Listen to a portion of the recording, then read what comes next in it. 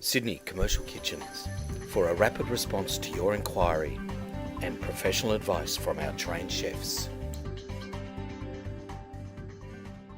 The KitchenAid stand mixer will so quickly become your best friend in the kitchen. Lots and lots of tips and hints are in the manual. It's full of all sorts of information that you need to know to get the best out of your mixer, so do have a good read.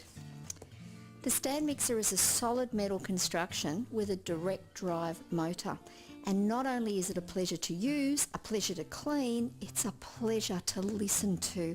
I like to say that she purrs on the bench, and you can have the mixer going at top speed and still stand right beside it, carry on a conversation and enjoy the whole cooking experience. The speeds actually go from speed 1 all the way up to speed 10, and there are different jobs that are more suited to different speeds. Speed 1, I like to call it a caress, because it stirs and caresses the food, and it's a speed that you use for stirring or for folding. So if you're adding some flour to a butter and sugar mixture, or if you're stirring through some milk, speed 1. When you're making muffins, you would use speed 1 or 2 as well, nice and slow. Going on to speeds 2 to 4, they're getting a little bit faster and starting to add a little bit more air into the mixture. When you're making pasta or bread, it's very important that you remember to stay at speed 2 for your kneading, or speed 1 if you'd like it to be a little bit slower. But all this information, it's in the manual. Going up to 6 and 8, that's a really great smooth beating speed, and I actually find that I tend to work around 6 and 8 a lot of the time. Moving up to speed 10, very robust, very strong mixing action. The manual will tell you about what speeds to use, and also my recipes also will recommend what speeds you should be working on. Moving up to this fabulous hub cover here, I've just taken that off. I've loosened the little screw.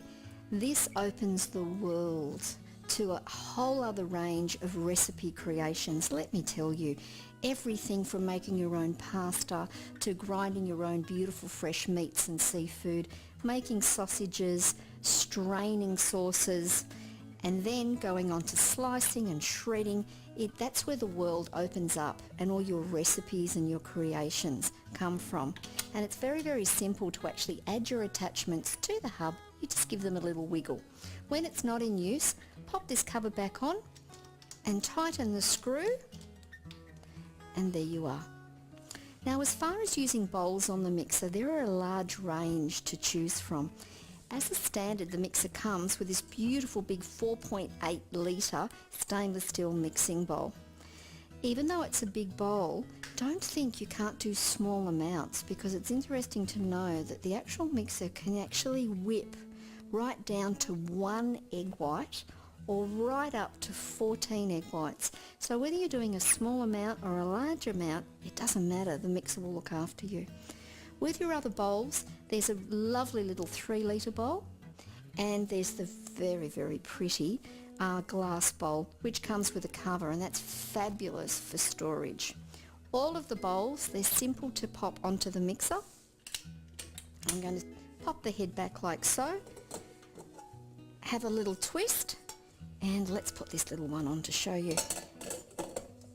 And there you are. Just tighten and the bowl sits beautifully in place for you.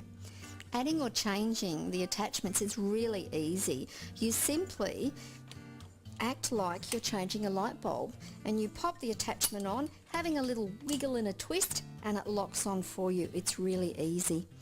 The mixer comes with a very specific beater to bowl clearance. If you hear a tink-tinking, you don't want to hear that. The first thing for you to check is that the whisk actually is sitting in its correct place. So I'll do that again for you. Make sure that the whisk is actually sitting like so. Pop it back onto the mixer, back down. Perfect. But if you do still hear a slight tink-tinking, as I like to say, That can simply mean that after continuous use of lifting the head up and down, that very important beater to bowl clearance sometimes changes a little, and you might find it necessary to adjust that height. That's not difficult. Please look in your manual or on the website or speak to customer service. They're always there to help you. While I have the whisk in front of me, it reminds me of the amazing planetary action of the stand mixer. It's a planetary action like no other machine. It's the original planetary action, and the magic number is 67 points. And the actual attachment spirals around the bowl, touching at 67 places. And that's where you get your amazing volume and your beautiful textures from that give you at the end a fantastic result and beautiful recipes.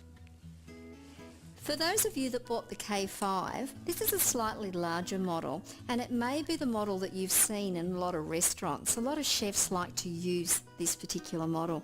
But let me tell you, it's very similar in every way to the other model. It's just that it operates by a bowl lift, and let me show you. Instead of the actual head of the mixer lifting up and down, the bowl lifts up and down. It's very simple.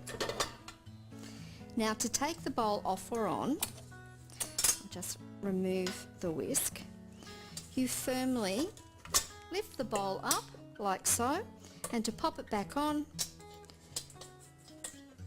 I'll link it back on either side and firmly push down to lock it into place until you hear that actual snap. Then the attachments go on, and again you use the lift to take the bowl up. For all sorts of lovely recipes, tips and ideas, please visit the website, and don't forget, if I can give you a helping hand with any recipe questions, please come and chat with me on Ask Jo. To find out more about this product, call Sydney Commercial Kitchens on 1300 88 1119 and speak to our trained sales specialists, or click the info link above to see more information. Thanks for watching.